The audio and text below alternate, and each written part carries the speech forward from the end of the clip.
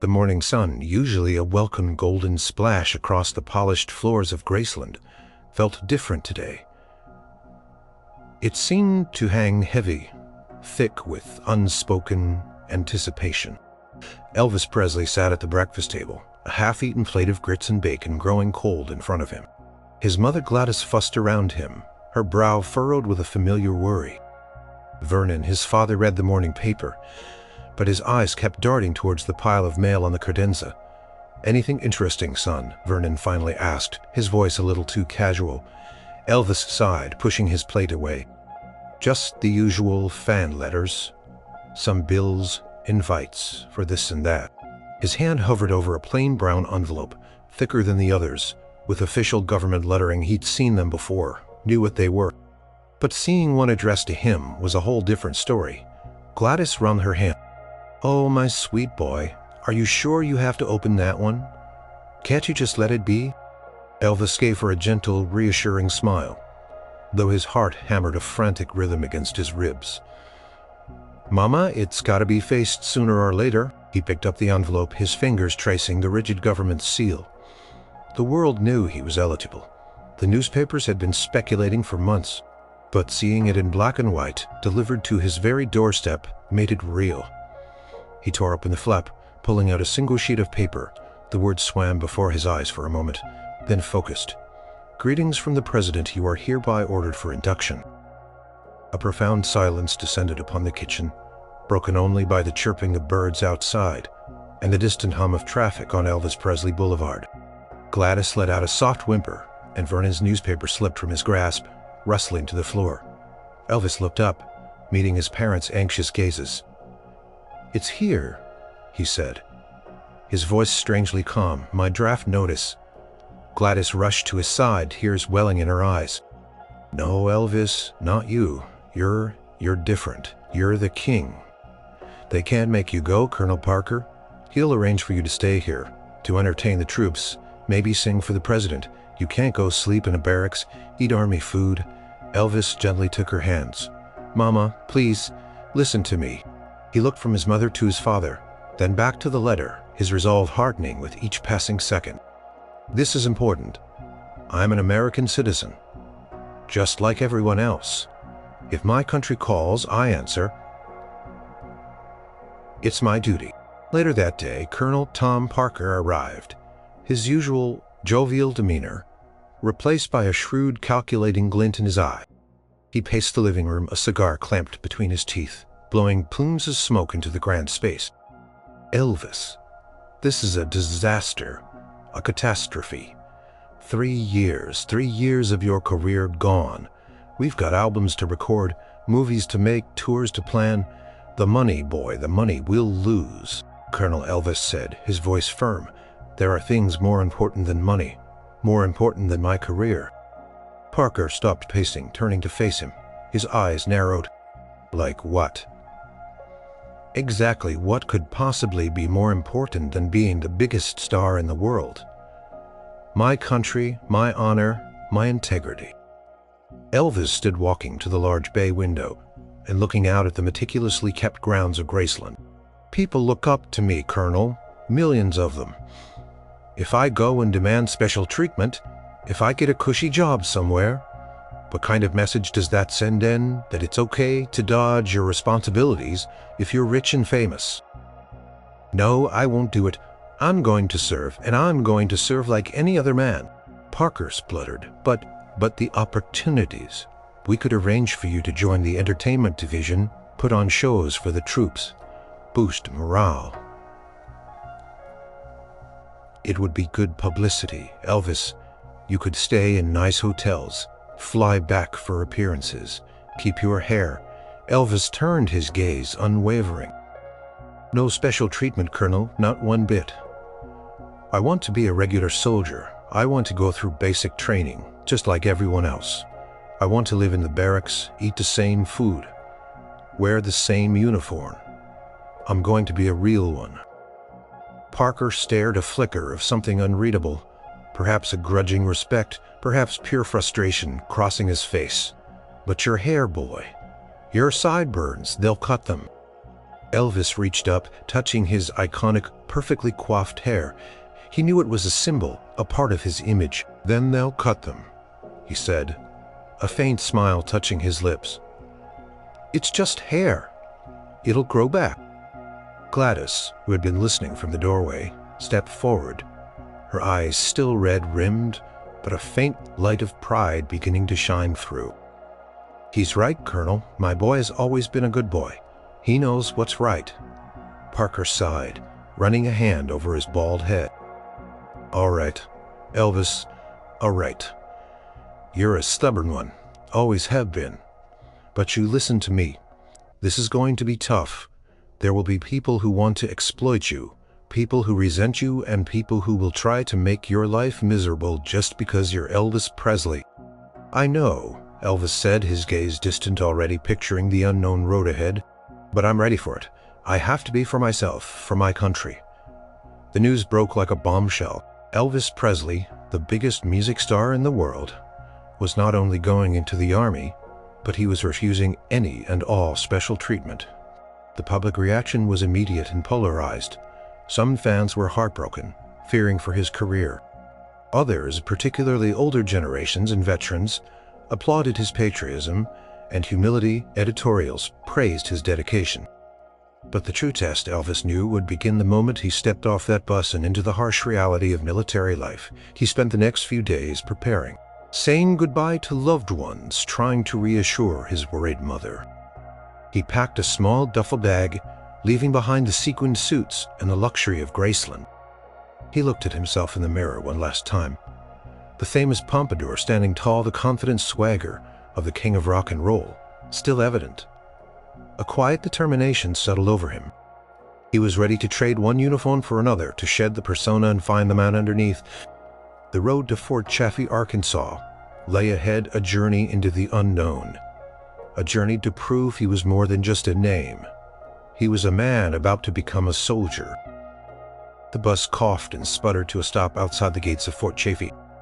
Elvis looked out the window, seeing a blur of khaki uniforms, stern faces, and drab buildings under a gray Arkansas sky. The air, even through the closed windows, felt thick with anticipation, tinged with a faint scent of exhaust fumes and something metallic he couldn't quite place. Took a deep breath, the air filling his lungs, tasting different from the perfumed comfort of Graceland. As the doors hissed open, a wave of cold reality washed over him. The immediate sound wasn't the roar of adoring fans, but the harsh bark of a drill sergeant's voice echoing across the parade ground. "All right, recruits, move it. On the double." He stepped down, his duffel bag slung over his shoulder, joining a line of young men who looked just as nervous, just as uncertain. Most of them were fresh out of high school, a few older, but all shared the same look of bewildered apprehension as he took his place in line. A murmur started. It was low at first. A whisper carried on the wind, then grew louder. "Is that? No way. It is him."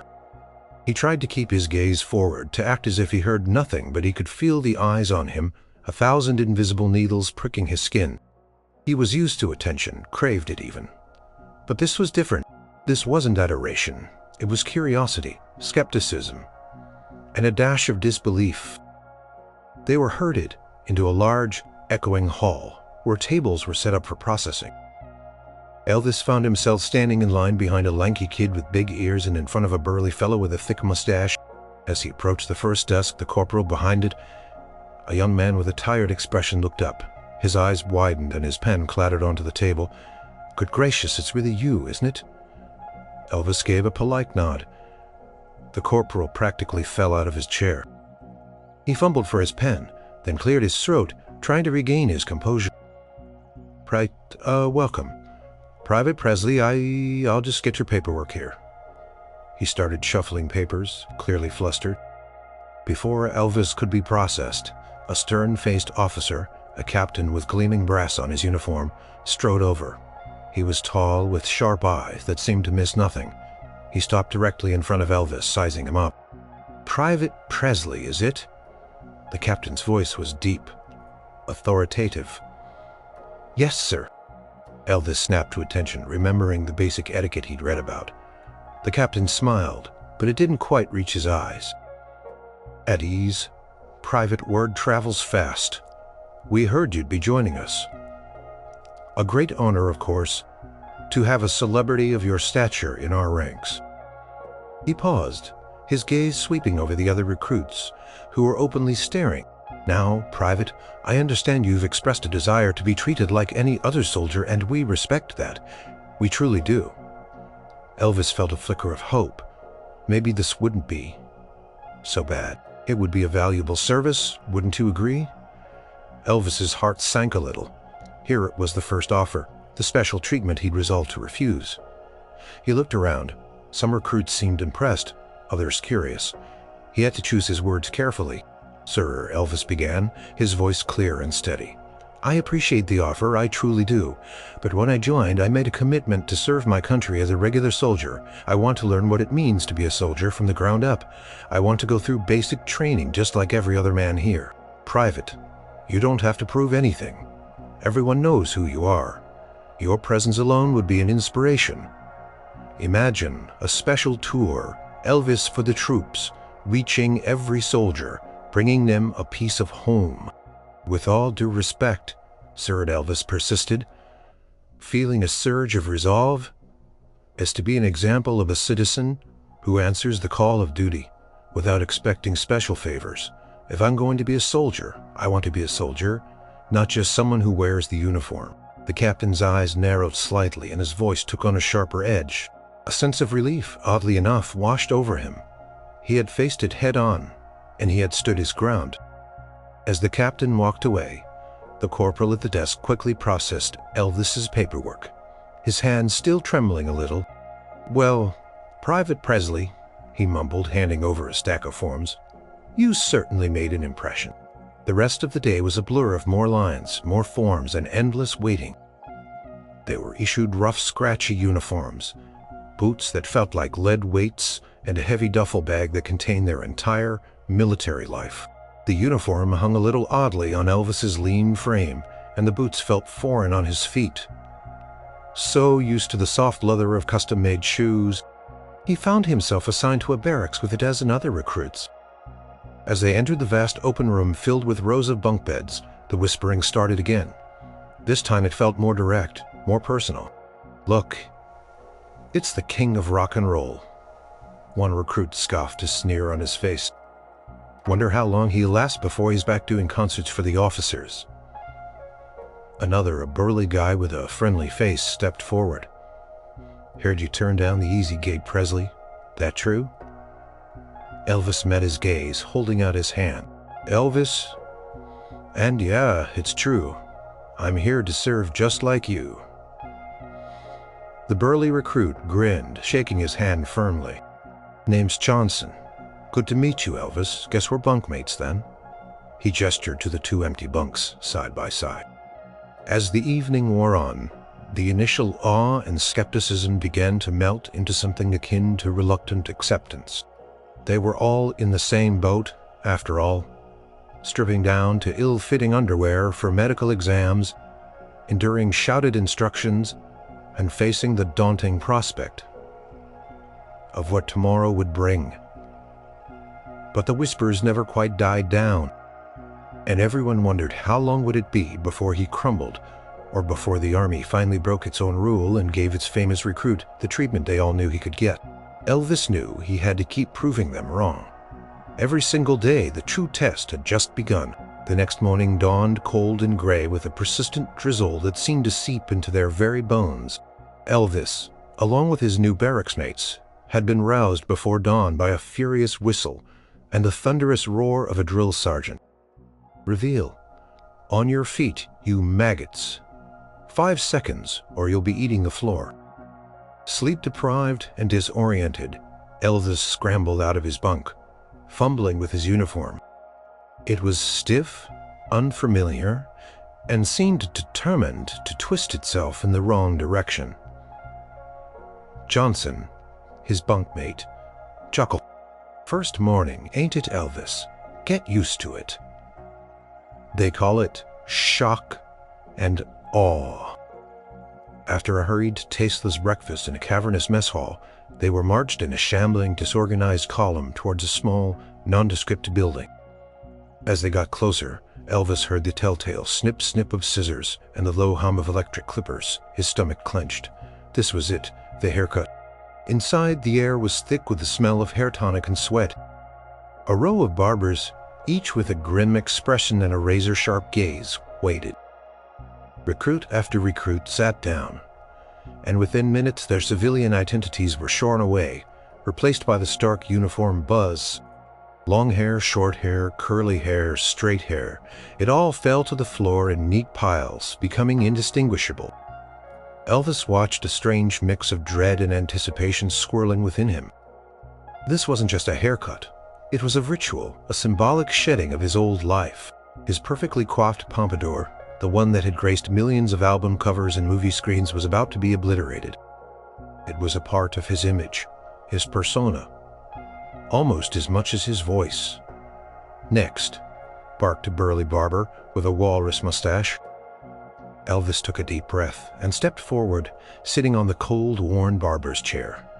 He looked at his reflection in the mirror for the last time. The king looked back.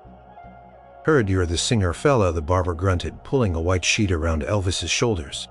His eyes, devoid of any recognition, simply saw another head of hair waiting to be cropped. "That's me," Elvis replied, his voice a little tight. The barber reached for his clippers. "Doesn't matter who you are in here, son. Everyone gets the same treatment.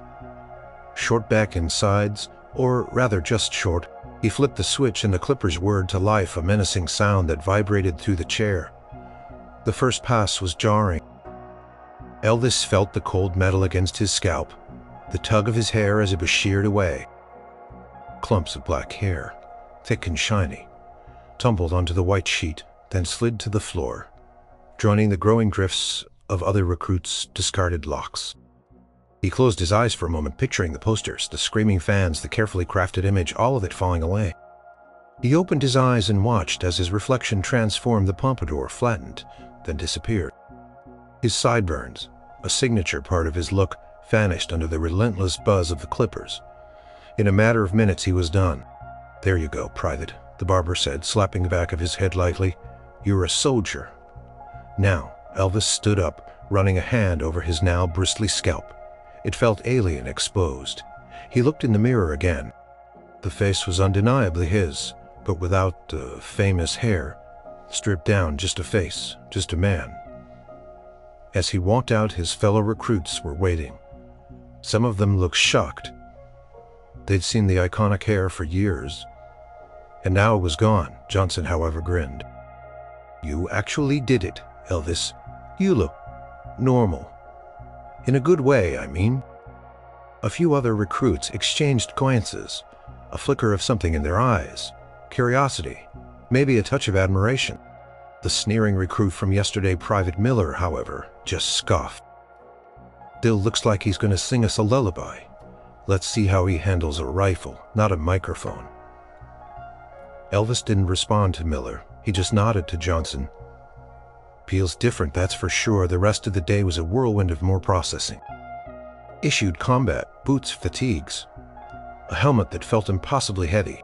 They were taught how to make their beds with military precision, how to stand at attention, how to salute. Every instruction was shouted, every mistake met with a torrent of verbal abuse from the drill sergeants, men who seemed to have been born angry. Drill Sergeant Maxwell, a man with a voice like sandpaper and eyes that could burn through steel, seemed to take a particular interest in Elvis. "Private Presley," he bellowed during a session on folding clothes. "Is that how they fold clothes at Graceland, Private? All fancy and loose? This is the U.S. Army, not a Hollywood costume department. Do it again, and this time, make it sharp enough to shave with." Elvis swallowed, his face flushing. He refolded his shirt, trying to mimic the perfect, crisp edges the sergeant had demonstrated. It was harder than it looked. His fingers, accustomed to strumming guitars and signing autographs, felt clumsy and inept. He stumbled during drill practice, his feet tangled, unable to master the synchronized movements of marching. He struggled to understand the rapid-fire instructions, feeling a pang of frustration. He wasn't the quick learner. He was on stage. Here he was just another recruit, often slower, sometimes more awkward than the others. By the end of the day, exhausted, his muscles aching from unfamiliar exertions, Elvis lay on his bunk, staring at the ceiling. The barracks was filled with the sounds of weary sighs, the rustle of clothing, and the occasional muted groan. The quiet, comfortable privacy he'd always known was gone, replaced by the constant presence of others. He thought about the soft sheets of his bed at Graceland, the gourmet meals, the respectful silence of his staff. Here it was hard bunks, bland food, and constant noise. Then he remembered his conversation with the captain, his refusal of special treatment. He looked at his hand, still feeling the phantom tingle of the barber's clippers. The hair was gone, the image was gone, he was just Elvis. A man in a uniform, like every other man here. He closed his eyes. The challenge was real. He wouldn't just be an Elvis Presley in uniform, he would be a soldier. And he was just beginning. Basic training was a rude awakening, a relentless assault on the senses and the body.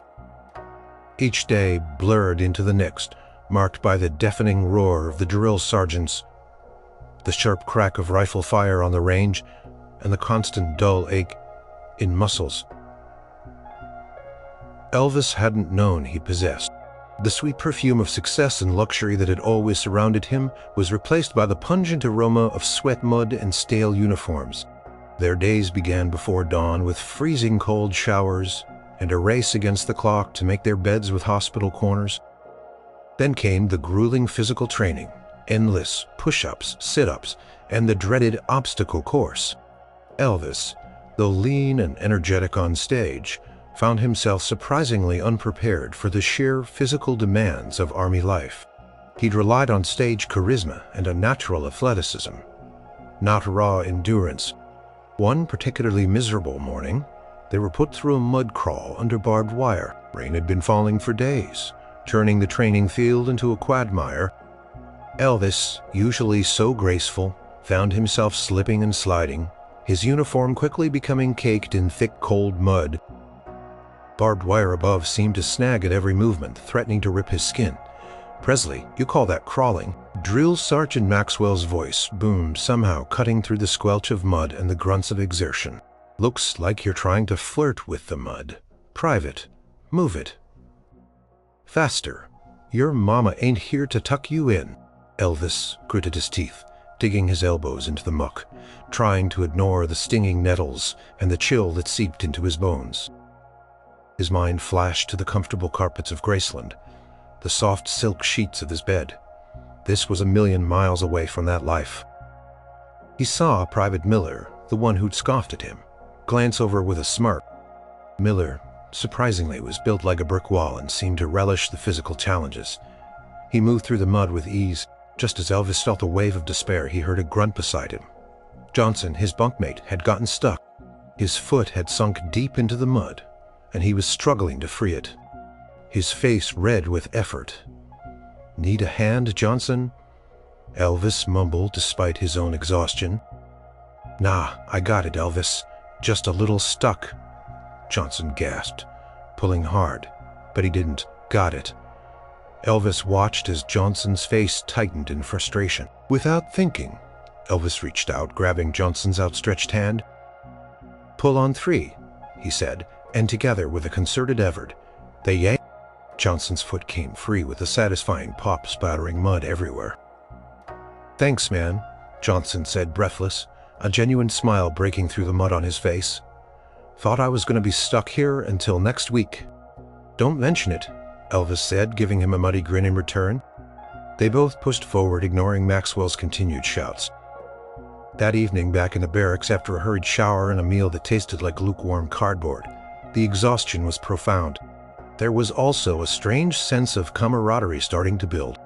They were all equally miserable, equally tired, equally covered in mud. The shared struggle forged an unlikely bond. As they sat on their bunks, polishing their boots, a few of the recruits started to talk. "Man, My back feels like I wrestled a bear," one recruit groaned. "You think that's bad? My feet are blistered to high heaven," another complained. Then Johnson spoke up. "At least Elvis here ain't asking for a maid to shine his boots, and he helped me out in the mud today when that big oaf Miller just kept going." Miller, who was across the barracks, looked up sharply but said nothing. "He could have gotten himself out of here, you know," a new voice added. This was Private Rodriguez, a quiet young man from Texas. "You could have had it easy." Elvis looked around at their tired, mud-stained faces. "Because it wouldn't have been real, would it? I wouldn't have learned anything. I wouldn't have earned it, and honestly," he paused, a slight smile touching his lips, "it wouldn't have felt right. My country called, and I want to answer that call, fully, not just half-why." They just looked at him, some with thoughtful expressions, some with dawning understanding. It was a simple answer, spoken without pretense, and it resonated in the small, cramped barracks. "Well, I'll be," Rodriguez finally said, shaking his head slowly. "He ain't just a singer. He's a man of his word." The next few days brought more of the same. More physical training, more drills, more shouted instructions. Elvis still stumbled, still made mistakes, but he never gave up. He pushed through the pain, through the exhaustion, remembering his promise to himself. He would not quit. He would not ask for special treatment. He found himself laughing with Johnson over shared frustrations, trading stories with Rodriguez about home, and even offering a quiet word of encouragement to others struggling more than he was. The initial awe and skepticism for most of the recruits had faded, replaced by a quiet, developing respect. They saw him not as the king, but as Elvis, the guy who crawled through the mud beside them, who shared their cold meals, and who struggled just like they did. Maybe even more so because he had given up so much to be there. One evening, after another long grinding day, Elvis was trying to clean his rifle, his brow furrowed in concentration. It was complicated with all its moving parts. Suddenly a shadow fell over him. He looked up to see Drill Sergeant Maxwell standing there, his arms crossed, his usual scowl firmly in place. Elvis braced himself for a reprimand. Maxwell grunted, then surprisingly squatted down beside him.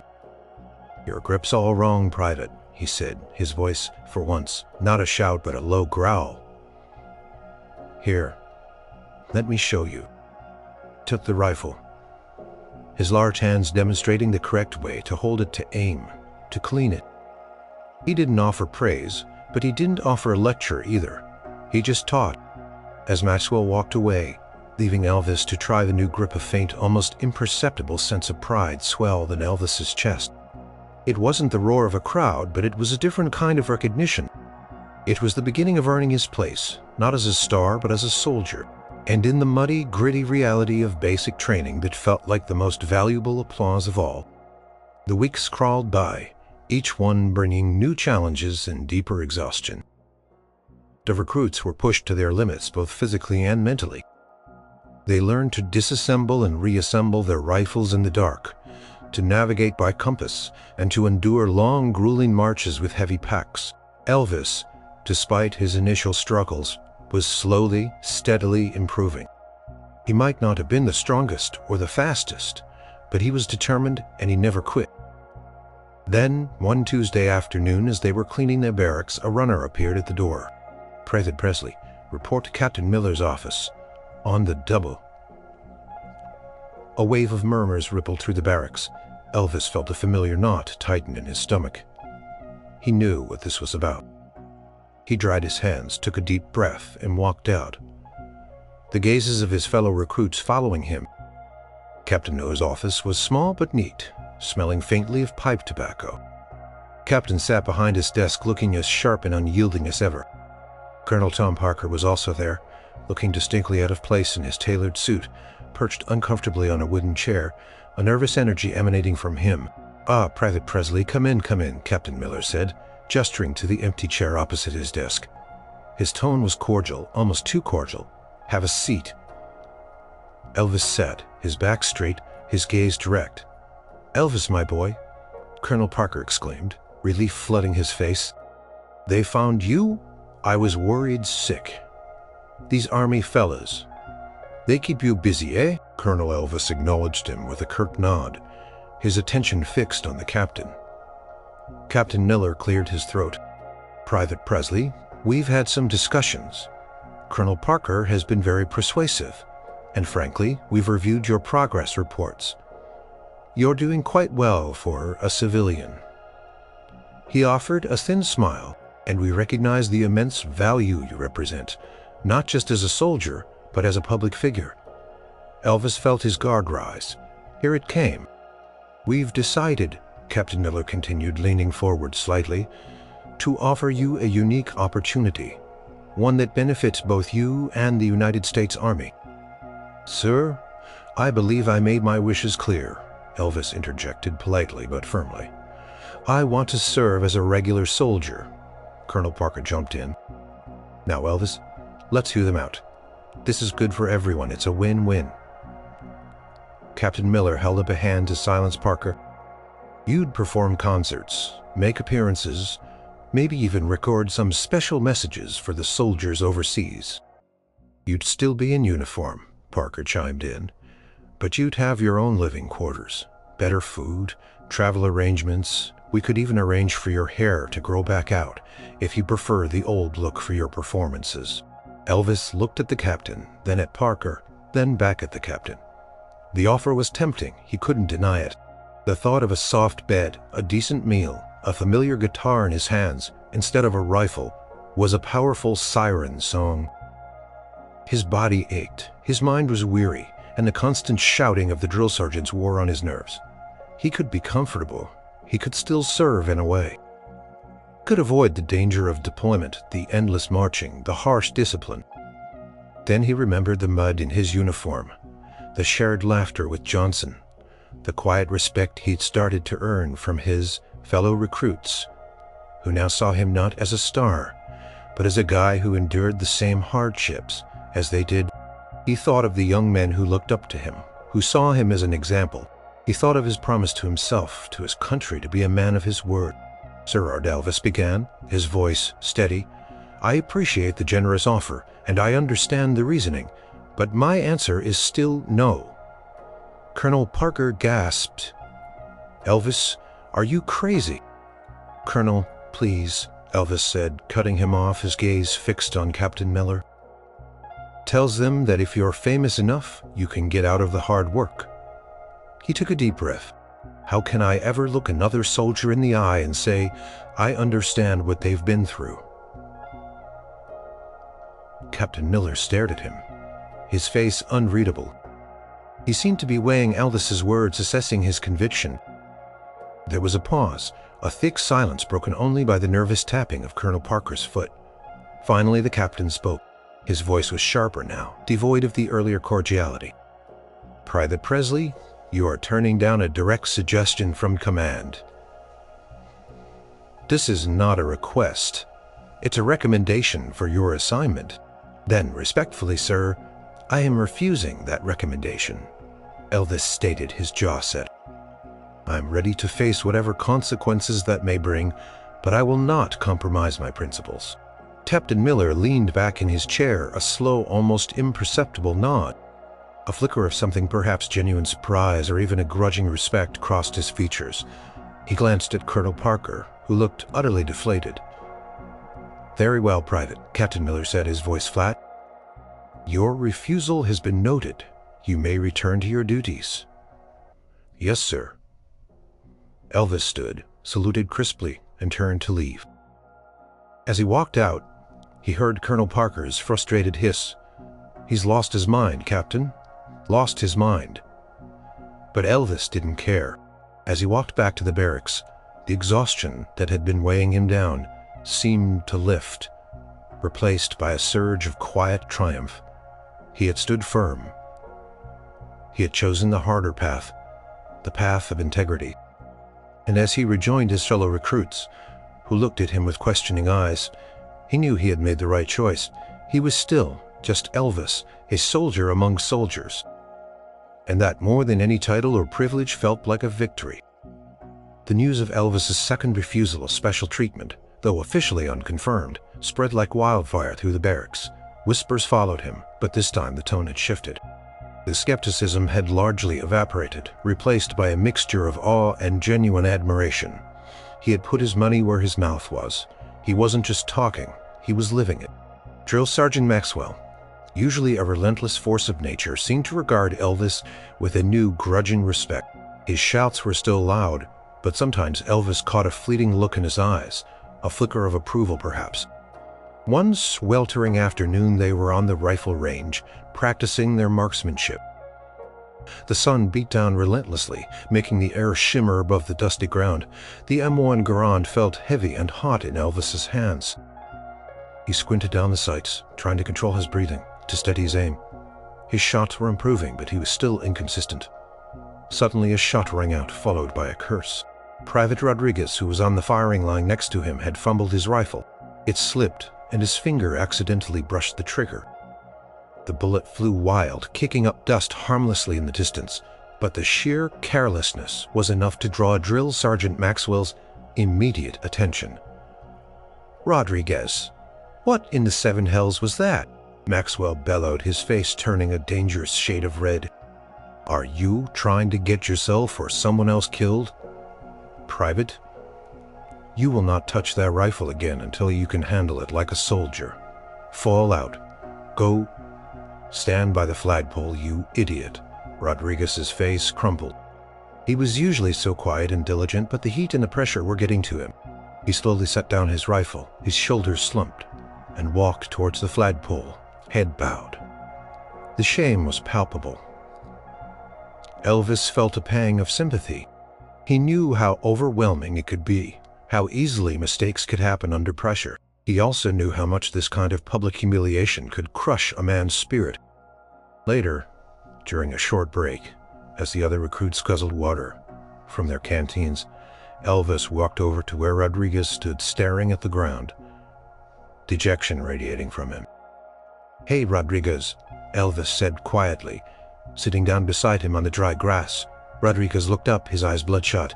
"Hey, Elvis, I messed up, big time." "Everyone messes up, Rodriguez," Elvis said gently, "especially out here. This stuff's not easy. It's a lot to take in." "But a rifle, that's dangerous. I could have hurt someone," Rodriguez mumbles, shame in his voice. I freeze up sometimes, and I'm not good at this, Elvis. I don't think I'm cut out to be a soldier." Elvis remembered his own struggles, his clumsiness, his frustrations. "Listen," he said, "you're just learning. Nobody comes out here a perfect shot. The important thing is you keep trying and you learn from your mistakes." He paused, then continued, his voice low and earnest. "Tell you what, when we get back to the barracks tonight, I'll help you. We can go over the steps again, the safety rules, the proper grip. No pressure, just us." Rodriguez looked at him, surprise in his eyes. You do that, Elvis, after all your work today?" "Sure," Elvis said, shrugging. "We're in this together." That evening, while others were writing letters home or trying to catch a few extra minutes of sleep, Elvis sat on the floor of the barracks, his rifle disassembled, and patiently walked Rodriguez through the steps. He demonstrated the proper stance, how to breathe, how to squeeze the trigger, not pull it. He explained the safety mechanisms over and over until Rodriguez could recite them by heart. He used simple analogies, sometimes even humming a quiet, unrelated tune as he demonstrated to ease the tension. A few other recruits, drawn by the quiet murmur of their voices, gathered around, listening. Even Private Miller watched from his bunk, a flicker of something unreadable in his eyes. The next day, back on the rifle range, Rodriguez approached his rifle with new determination. He went through the motions Elvis had taught him, slowly, deliberately. He took a deep breath, aimed and fired. Clang! The metallic sound of a hit rang out, then another and another. Rodriguez turned a wide, triumphant grin spreading across his face. "I did it, Elvis. I hit the target." Elvis smiled, giving him a thumbs up. "I knew you had it in you, Rodriguez." Drill Sergeant Maxwell, who had been observing from a distance, walked over. He He looked at Rodriguez's target, then at Rodriguez, then at Elvis. He grunted, a sound that could have meant anything. "All right, Private Rodriguez," Maxwell said, his voice still gruff. "Looks like you finally decided to wake up. Good. Now keep that up. And Private Presley," he added. "Turret. Tuvai." It wasn't a compliment, not really, but coming from Maxwell, it was as close as it got. Elvis felt a warm sense of pride spread through him. It was a different kind of achievement than a gold record, but it felt just as real, just as satisfying. As the days turned into weeks, Elvis's quiet leadership began to manifest in other ways. He didn't grandstand, he didn't draw attention to himself, but he was always there. A steady, calm presence. He helped a recruit struggling with knots, offered an encouraging word to a homesick private, and even on occasion shared a piece of candy he'd managed to sneak from a care package. His easygoing nature, combined with his unwavering determination to be treated like everyone else, chipped away at the remaining skepticism. The other recruits started to see him, not as a distant celebrity, but as a peer. He was Elvis, the guy who'd share his last piece of chocolate, who'd help you clean your rifle, who'd get down in the mud just like you. And that earned him a respect that no amount of fame or fortune ever could. He was one of them. And in the crucible of basic training, that was the highest honor of all. The grind of basic training eventually wore down even the most resilient. Weeks turned into months, and the initial novelty, the nervous excitement, had long since faded, replaced by bone-deep fatigue and an aching desire for normalcy. Elvis was no exception. Despite his strong resolve, there were days when the relentless pressure, the constant noise, and the sheer monotony of it all threatened to break him. One particularly harsh week, they were subjected to a series of night marches carrying full packs through difficult terrain. The weather was unforgiving. Oscillating between chilling rain and oppressive humidity, sleep was a luxury. Food was bland fuel, and every muscle screamed in protest. One night, as they trudged through a thick, muddy forest, the darkness absolute, Elvis felt his will falter. His pack straps dug into his shoulders, his boots felt like lead weights, and his vision swam with exhaustion. He stumbled, nearly falling, catching himself just in time. He knew he wasn't alone in this feeling. He could hear the ragged breathing and grunts of his comrades around him. But for him, the contrast with his previous life was so stark, so utterly immense, that it sometimes felt insurmountable. He imagined the quiet luxury of his bedroom at Graceland, the soft bed, the freedom to sleep for as long as he wanted. A powerful wave of homesickness washed over him, threatening to drown his resolve. Suddenly, a light cut through the darkness. A jeep rumbled up beside them. Drill Sergeant Maxwell's voice, though still gruff, seemed a little less menacing. "All right, recruits, 10-minute break. Don't get comfortable. And Private Presley, you've got a visitor." Elvis blinked, trying to clear the exhaustion from his eyes. A visitor here in the middle of nowhere? He walked towards the jeep, and as he got closer, a familiar figure emerged from the vehicle. Her face etched with worry, but still beautiful. "Priscilla!" Elvis exclaimed, relief and surprise washing over him. He hadn't seen her since before he left for basic training. He tried to straighten his mud-stained uniform suddenly, acutely aware of his disheveled appearance. Priscilla rushed to him, her eyes wide with concern. "Oh, Elvis, you look exhausted. What have they been doing to you?"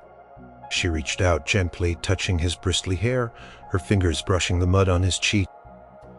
"It's okay, Scylla," he said, a weary smile touching his lips. "It's just the army. This is what it's like."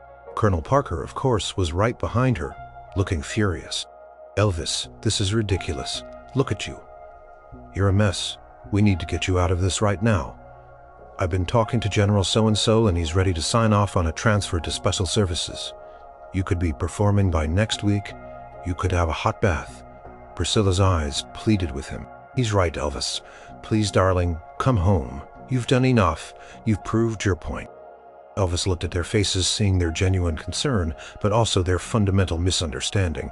They saw the mud, the exhaustion, the discomfort. They didn't see the purpose, the quiet pride he had found in enduring. He looked around at his fellow recruits, huddled in small groups, trying to catch a few moments of rest. Johnson and Rodriguez were looking his way, their faces unreadable in the dim light. He turned back to Priscilla and Colonel Parker. "Scylla, I know you're worried, and I appreciate it. And, Colonel, I know you mean well." He took a deep breath. "But I made a choice, and I'm going to see it through. I'm not leaving, not until I've finished what I started." "But why, Elvis?" Priscilla's voice was tinged with desperation. "What is so important about sleeping in the mud and being yelled at?" Elvis looked at the ground, then back up at her, his gaze steady and clear despite his fatigue. "It's about proving something, Scylla, not just to the world, but to myself. That I can do this, that I'm not just some pampered celebrity, that I'm strong at a shoulder with these men, that I can be a soldier, a real one." He gestured to his fellow recruits. "And it's about earning their respect, not because of who I am on stage, but because of who I am here." Colonel Parker threw his hands up in exasperation. "It's madness, I tell you, pure madness. You're throwing away millions, Elvis, millions." "Maybe," Elvis said, a faint, tired smile touching his lips. "But some things are worth more than money, Colonel." He looked at Priscilla, his expression softening. "I'll be okay, Scylla. Don't you worry. I'm almost through this, and I'm learning things I never would have learned anywhere else." Priscilla still looked heartbroken, but she nodded slowly, tears welling in her eyes. She hugged him tightly, briefly, then stepped back. "Just be careful, my darling." As the jeep pulled away, leaving Elvis in the renewed darkness, he felt a strange sense of clarity. The visit had tested his resolve more than any physical hardship had. The temptation of comfort, of familiar faces, was almost overwhelming, but he had stood firm. He hadn't wavered. And as he rejoined his platoon, the weight of his pack suddenly felt a little lighter and his steps a little surer. He glanced over at Johnson and Rodriguez. Johnson gave him a nod, a silent acknowledgement of his choice. Rodriguez offered a small, appreciative smile. In that moment, Elvis knew he had made the right decision, not just for himself, but for the bonds he was forging with these men. He was no longer just a celebrity in their midst. He was one of them, and that was a feeling more powerful than any concert hall filled with screaming fans. He was facing the music. All right, the music of his own conscience, and it was playing a tune of quiet pride. As basic training neared its end, the recruits, though still utterly exhausted, carried themselves with a new sense of pride and competence. They were no longer the bewildered civilians who had arrived months ago. They were soldiers, honed by shared adversity, ready to face whatever came next. Elvis, too, had transformed. His posture was straighter, his movements more precise. The boyish softness had been replaced by a lean, hardened look. He was still Elvis with his characteristic charm and easygoing manner, but beneath it lay a newfound discipline and quiet strength. One cold, clear evening, after a particularly arduous day of field exercises, the platoon was back in the barracks. Dinner had been consumed, rifles cleaned, and bunks made. The air was thick with the scent of boot polish and tired bodies. Morale was low. The thought of another early morning, another grueling march, weighed heavily on everyone. A few recruits were writing letters home.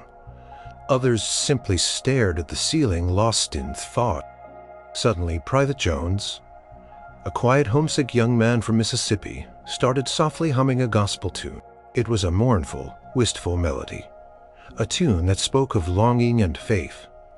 His voice was thin but earnest. Elvis? He recognized the hymn. It was one his mother used to sing around the house. He listened for a moment, then almost instinctively his rich baritone joined in low and resonant weaving, vying with Jones's faltering tenor. The effect was immediate. Heads turned. Other recruits, drawn by the familiar melody, stopped what they were doing. Elvis wasn't performing, not in the way he usually did. There were no spotlights, no screaming fans, no expensive instruments.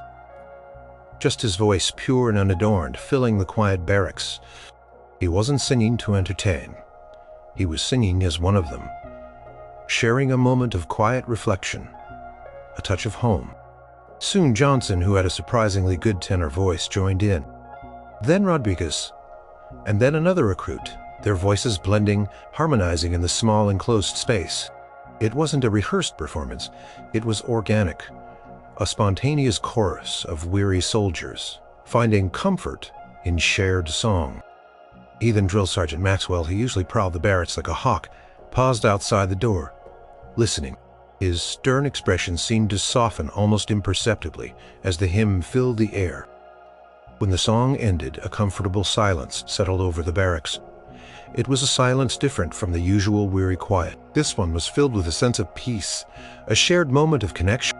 "Man," Elvis Jones said, his voice soft, that was beautiful. Just like my mama used to sing." Elvis smiled, a genuine harm. That night on, it became a quiet tradition. Not every night, and never a grand show, but sometimes when the spirits were low, or just as a way to wind down, Elvis would hum a tune.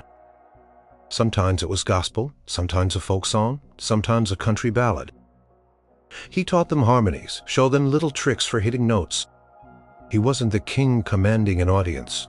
He was just Elvis, a fellow soldier, sharing his gift in a way that truly lifted their spirits. Private Miller, the skeptical one, still kept his distance, but even he would sometimes pause his activities and listen, a thoughtful expression on his face. He never joined in, but he didn't scoff either. One afternoon, during a break in a field exercise, a small group of officers, including Captain Miller, were observing the recruits. One of the lieutenants, a young man who looked barely older than the recruits, pointed at Elvis.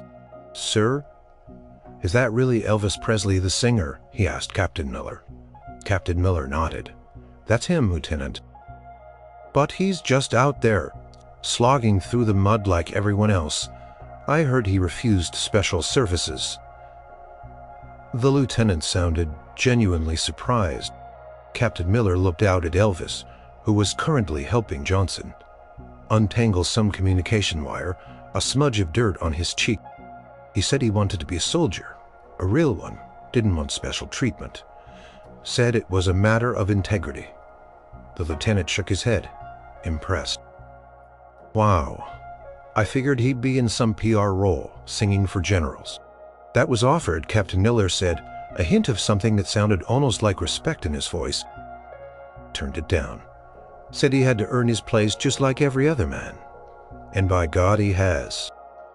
The lieutenant continued to watch Elvis, a new understanding dawning in his eyes. For Elvis, these moments, the shared songs, the quiet camaraderie, the subtle nod of approval from a drill sergeant, the dawning respect in the eyes of his peers, were more fulfilling than any roaring ovation he had ever received. He was proving his worth not as a superstar, but as a human being, as a member of a team. He was learning the true meaning of brotherhood, of shared struggle and shared triumph.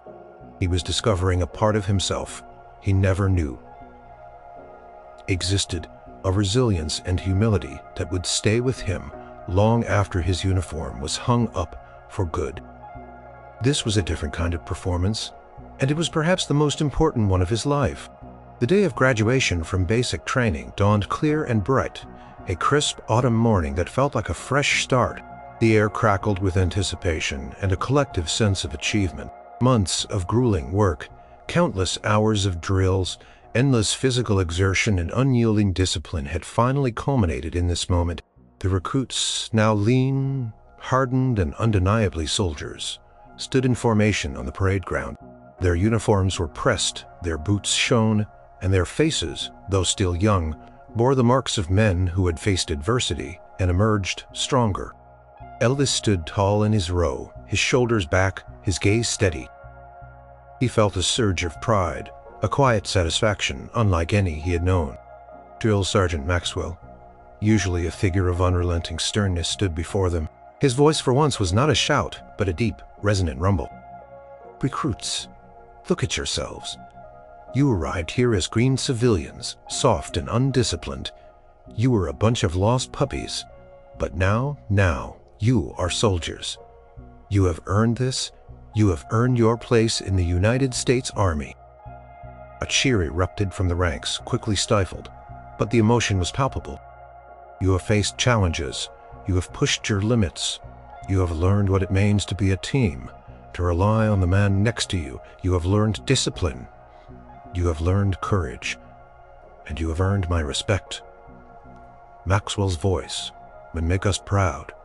You are dismissed. The ranks broke, and a joyous chaos erupted. Parents, girlfriends, and family members surged forward, hugging their newly minted soldiers.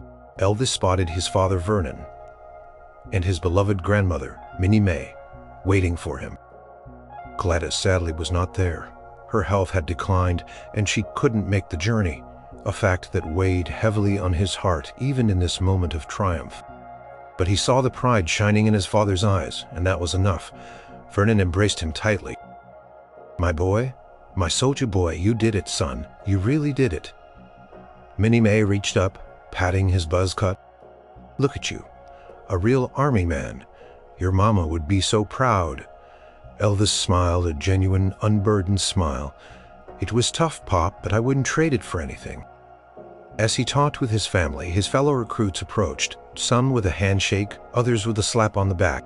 "Elvis, man, I never thought I'd see the day," Johnson said, his grin wide. "You actually made it through without asking for a single special favor. We all heard about Captain Miller's offer, you know." Elvis shrugged.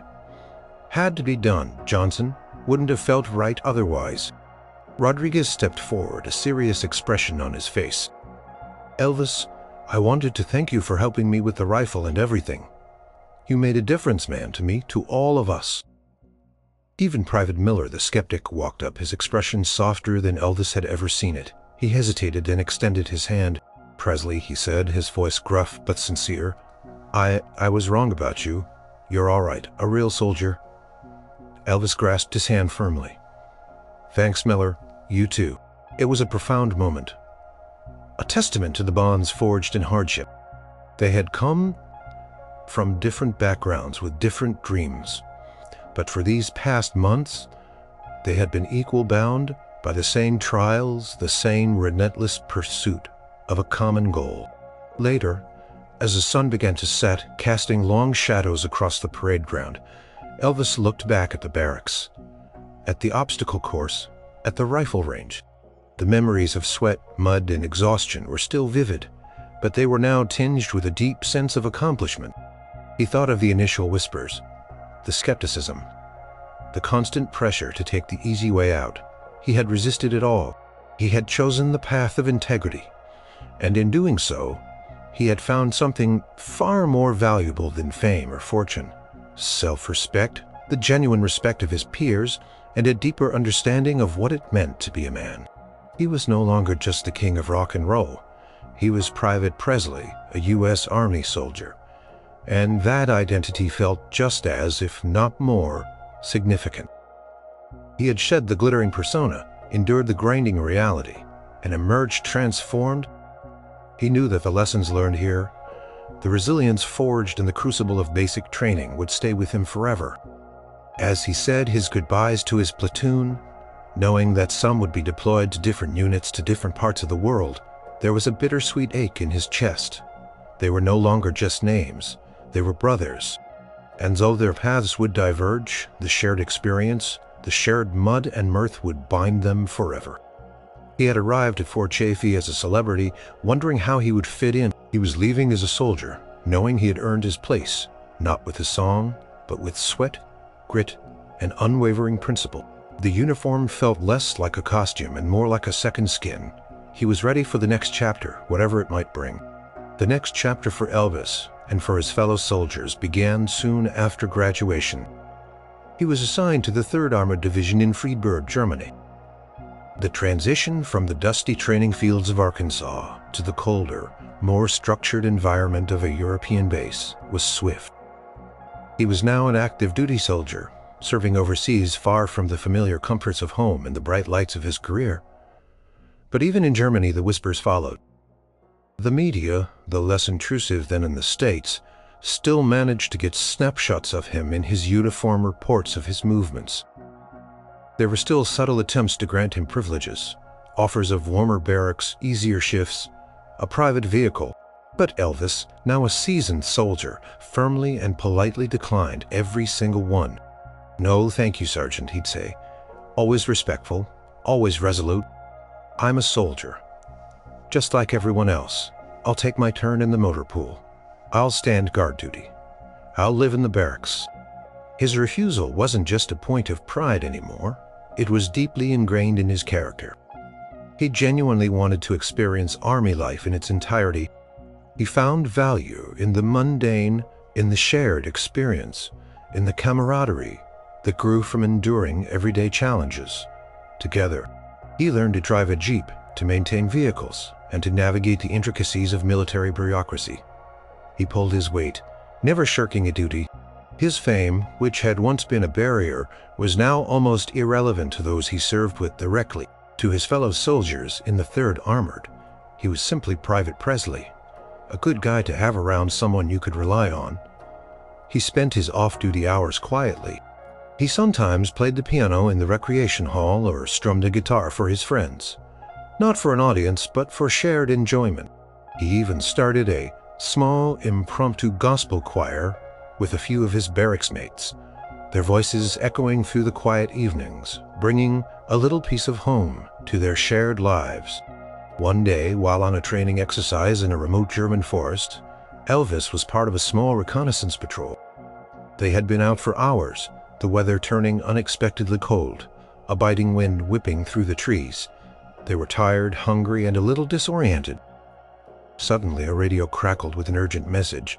One of the other patrols was lost, their position unknown, and a soldier was injured. Without hesitation, Elvis and his patrol volunteered to assist in the search. They pushed through the dense undergrowth, their training kicking in. Elvis, despite the exhaustion, moved with a newfound agility and focus. He remembered the lessons from basic, the importance of teamwork, of trusting the man beside you. After what felt like an eternity, they found the lost patrol. The injured soldier, Private Miller, the very same Miller from basic training, was lying on the ground, his leg twisted awkwardly. "Miller," Elvis exclaimed, rushing to his side. "You okay?" "Presley, what are you doing here?" Miller grunted, trying to sit up.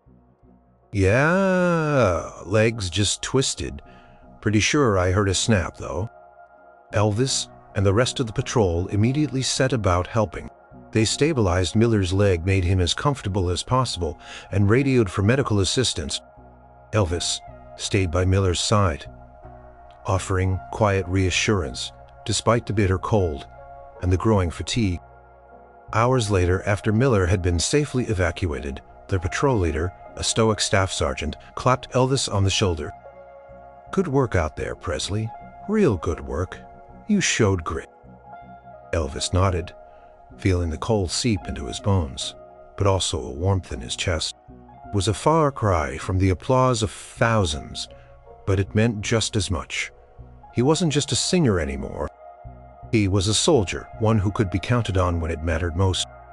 His time in the Army, away from the glitz and glamour, allowed Elvis to mature, to develop a deeper sense of self beyond the public persona. He learned humility, discipline, and the profound value of human connection.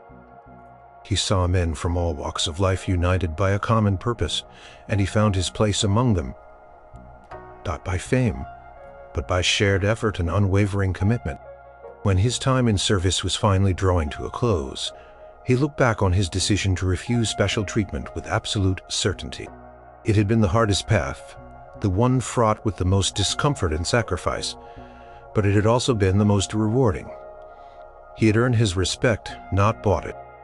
He had experienced life as an ordinary man, and it had shaped him in ways that a lifetime of celebrity never could. As he packed his uniform away for the last time, preparing to return to Graceland, to his music, and to the waiting world, he felt a quiet pride. He was still Elvis Presley, the king of rock and roll. But he was also Private Presley, a U.S. Army veteran. He had chosen the path of integrity, and in doing so, he had not only served his country, but he had also served himself, discovering the man, not just the myth. And that man, forged in the mud and the camaraderie of Army life, was ready to face anything the world threw at him, with a quiet strength and a humble heart.